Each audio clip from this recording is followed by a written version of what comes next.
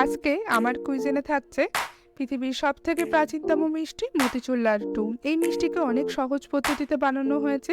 আর আপনি যদি স্বাদের মধ্যে এক্সোটিক ফ্লেভার পছন্দ করেন তাহলে এই চ্যানেলটাই আপনার জন্য। আপনার কাছে অনুরোধ রাখলাম, যদি ভিডিওটি ভালো লেগে থাকে অবশ্যই সাবস্ক্রাইব করে দেবেন। আর যদি কোনো পরামর্শ দেওয়া থাকে আমার কমেন্ট বক্স তো খোলাই থাকলো। তারপর এর মধ্যে আমি পরিমাণ মতো জল নিয়ে নেব। এখানে জলটা অল্প অল্প করে ঢেলে আমাদের পুরো ব্যাটারটাকে তৈরি করে নিতে হবে। এখানে ব্যাটারের কনসিস্টেন্সি একটু পাতলার দিকে থাকবে, তবে একদম পাতলা হবে না।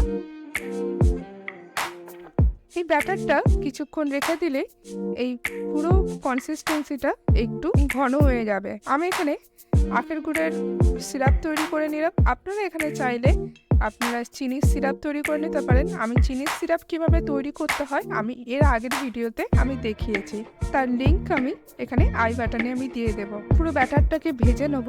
এখানে ভাজার সময় অবশ্যই তেলটা গরম হয়েছে কিনা একটু চেক করে নেবেন। আমি গ্রেটারের মধ্যে একটা মিডিয়াম সাইজের চামচ দিয়ে এরকমভাবে পুরো ব্যাটারটা ঢাললাম, ঢেলে নিয়ে এরকমভাবে হালকা হাতে নাড়িয়ে নিলাম।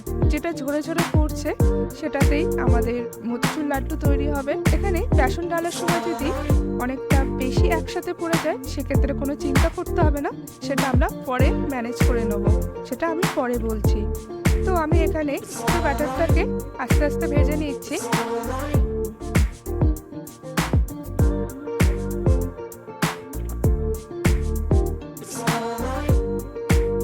এই যে তেলটা দেখছেন, তেলটা কিন্তু আমি একদম নষ্ট করব না। এখানে তেলটাকে এইরকম ছাঁকনির মাধ্যমে আমি আস্তে আস্তে সব তুলে নিচ্ছি। এই সেই বাটিটা যেটাকে আমি ব্যাটার একটু অল্প করে তুলে রেখেছিলাম, এই বাটিটাতে আমি অল্প ব্যাটার তুলে রেখেছিলাম। এই বাটিটার মধ্যে আমি সামান্য ফুড কালার দিয়ে দিলাম, দিয়ে নিয়ে আমি সেমভাবে আগের মতো করে আমি এটাকে ভেজে নেব।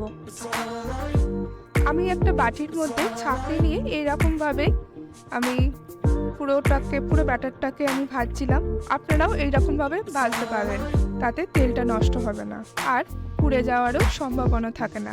এবার একটা পাত্রে সমস্ত ভাজাগুলো নিয়ে আমি ঠান্ডা হতে দেবো কিছুক্ষণের জন্য। তারপরে একটা মিক্সিং বলে আমি এটা দিয়ে দিলাম। এটা মিক্সিতে ক্রাশ করতে হবে, তবে খেয়াল রাখতে হবে খুব যেন বেশি গুঁড়ো না হয়।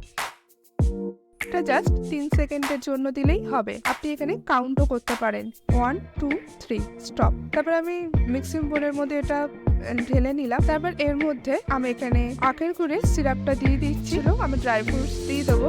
মতিচুর লাড্ডুর মধ্যে কিন্তু প্রচুর ভরপুর করে ড্রাই ফ্রুটস থাকে, এটা সম্পূর্ণই অপশনাল। তো আমি এখানে ড্রাই ফ্রুটসটা দিয়ে আমি একসাথে মেখে নিলাম। এবার আস্তে আস্তে আমি এটাকে গোলাকার শেপ দেবো। তাহলে আমাদের রেডি হয়ে গেল মতিচুর লাড্ডু। খুব সহজ পদ্ধতিতেই বানিয়ে নিলাম মতিচুর লাড্ডু।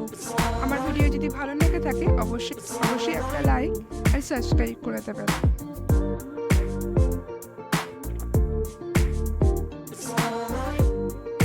কেমন লাগলো অবশ্যই আমাকে কমেন্টে জানাবেন।